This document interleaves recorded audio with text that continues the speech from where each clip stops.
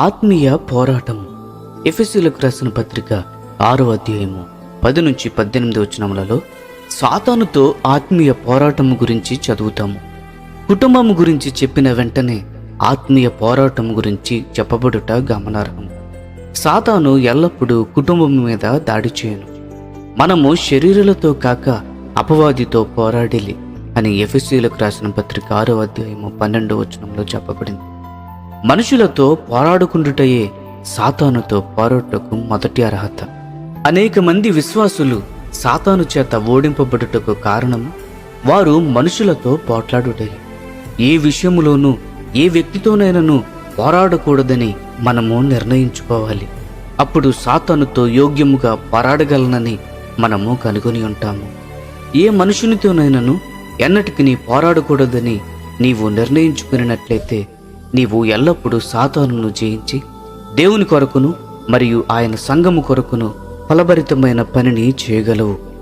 దేవుడు అనుగ్రహించే సర్వాంగ కవచములలో అనేక ఆత్మీయ ఆయుధములు ఉండును. వాటిలో మొదటిది సత్యమను దట్టి.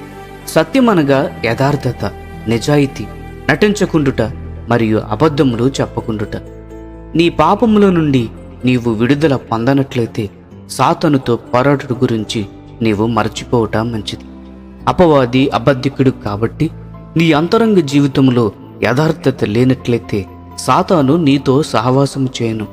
కాబట్టి నీవు స్వచ్ఛమైన జీవితము కలిగి ఉండి మరియు ఎల్లప్పుడూ మోసము లేకుండా జీవించాలి. రెండవది నీతి అనే మైమరపు తొడుగుకొనుట. 2 రకాల నీతి ఉన్నది. మొదటిది క్రీస్తు యొక్క నీతి మనకు ధరింపజేయబడి దేవుని చేత మనము ఉచితముగా నీతిమంతులముగా తీర్చబడి ఉన్నాము.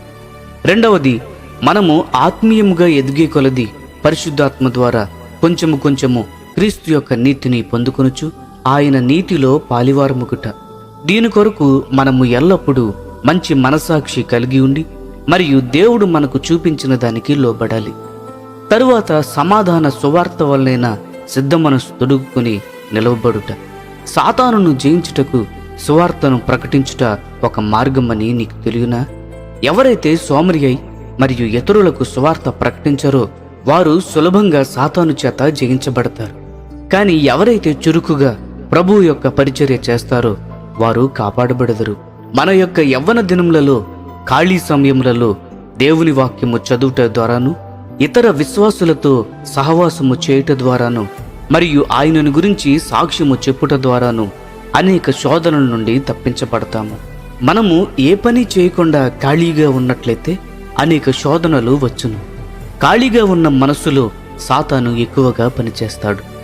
దేవునితో మనుషులను సమాధానపరిచే సమాధాన సువార్తను ప్రకటించుటకు మనం ఎల్లప్పుడూ సిద్ధంగా ఉండాలి.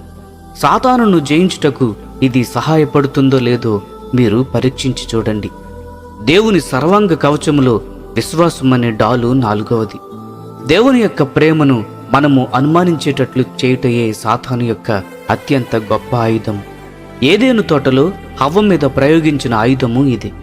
అందమైన పండు తినకూడదని చెప్పాడు. కాబట్టి దేవుడు తనను ప్రేమించటలేదు అనే అనుమానము హవ్వలో కలుగునట్లు సాతాను అనుమానమనే విత్తనమును ఆమెలో విత్తియున్నాడు. ఆ ఆయుధంతో ఆమె పడిపోయింది.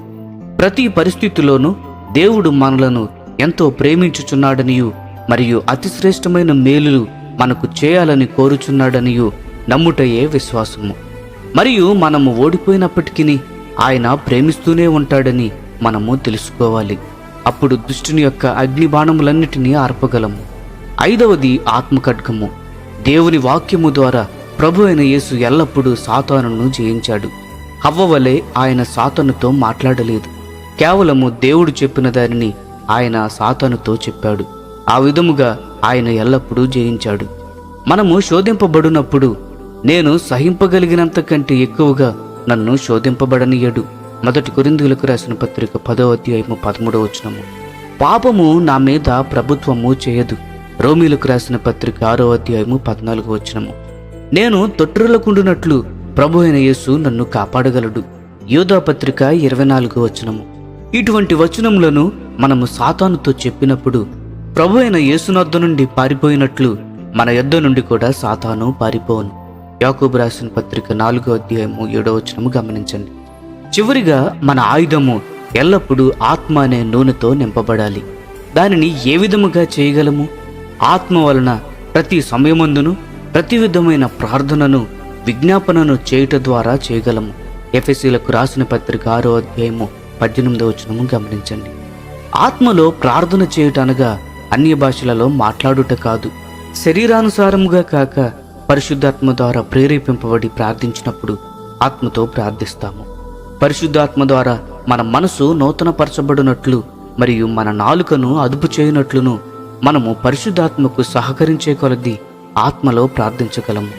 ప్రత్యేకముగా నా కొరకు ప్రార్థించుడి అని పౌలు చెప్పుచున్నాడు. ప్రభువు పక్షముగా పోరాడుచున్న దేవుని సేవకుల కొరకు ప్రత్యేకముగా మనము ప్రార్థించాలి.